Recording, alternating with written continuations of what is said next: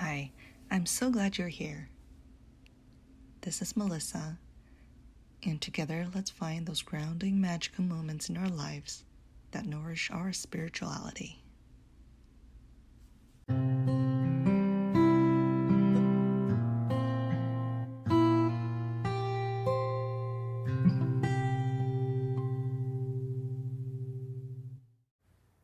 Episode 18, When You Collect Fallen Leaves to Bring Home. The other day we ran into our neighbors. It's a family with a little boy. He was giving us a big smile and said, "I like leaves. I like leaves." He was very cute, and I was like, "Oh wow, me too. What do you like about leaves?" There's tons of them outside right now in this season, but he was shy and ran off. I didn't know if he liked jumping on leaf piles and hear them crack, or like to hold them and collect leaves one by one. What it made me think is how special leaves are to us, because they belong outdoors. And since we can't be out all the time, being close to them becomes special. So on walks, I like to occasionally pick up fallen leaves or a branch and bring it home. Usually at home, there's already a small forage pile forming or some seasonal decorations made out of these branches and leaves, or it would find a place on my desk. It's just a reminder of the outside world. However, I'm also one who really doesn't like bugs and other elements of the outside world. So, along with the excitement of foraging, in the back of my mind, there's also a yucky feeling. I would be thinking, is it clean? Is it going to hatch eggs later and have bugs crawl all over the precious items I'm putting it next to? And of course, sometimes a beautiful leaf would simply start to decay and fade into a great crisp little pile of debris. It's that time when something like an acorn or a successfully dried flower, or maybe something like a feather, would remain unchanged, and it contrasts their consistency with other things that do change. I feel like this is why bringing outdoor items for indoor decorations feels magical. The natural processes that happen to living things, and once living things, I guess, are what makes them natural. Sometimes it's not a very pleasant process. There's bugs eating out of the remainder of a leaf, or there are branches where you can see those little patterns that are proofs of bugs just crawling and living through them. Or maybe it's sap slowly oozing out and then drying up. Sometimes it's the aging process as a leaf curls up and loses its shape and loses its color. Sometimes it's a more merciful version of these things, such as when a flower stem dehydrates and surprisingly the color lasts and the form stays intact and just creates a surprisingly pretty dried flower. And how do these changes fit into indoor decoration if we cannot control these changes? Sometimes it's that process that is the subject, being honored by being displayed in the home.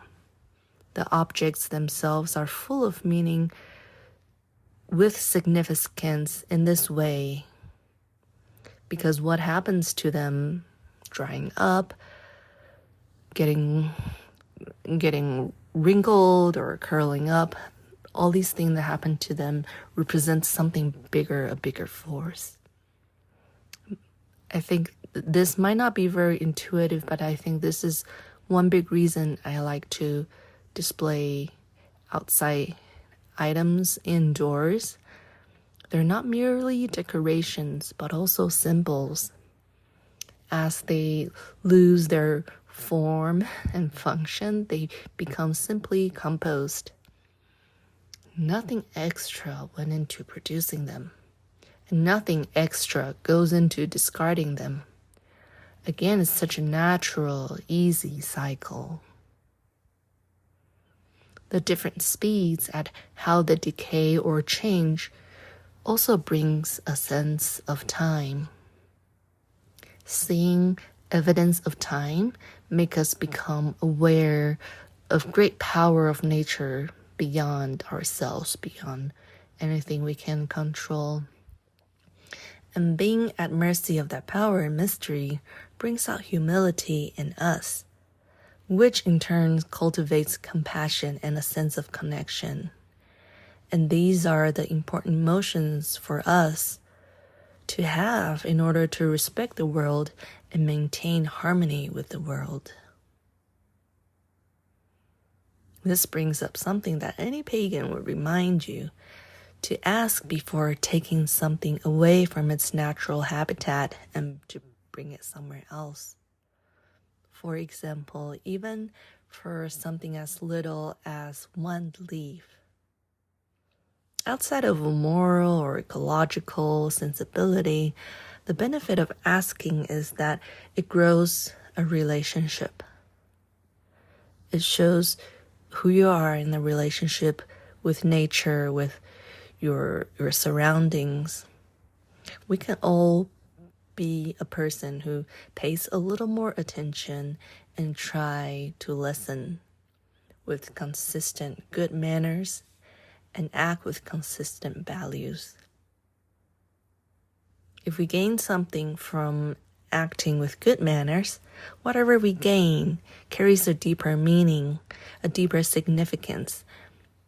And it is more satisfying because even if, for example, even if you know someone would give you something for free, by asking, you have that extra exchange and build sort of a bond and interaction. In this case, it's a pine cone or acorn or whatever we bring home to keep us company. That company feels a little bit more because of that little interaction. This is one of the main aspects of nature's spirituality.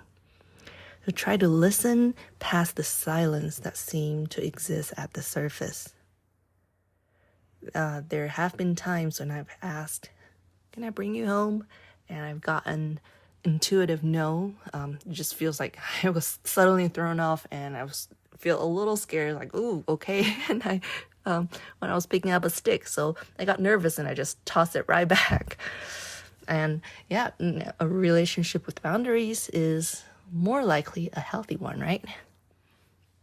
So it's a very simple way that even picking up fallen leaves home can nurture our relationship with nature.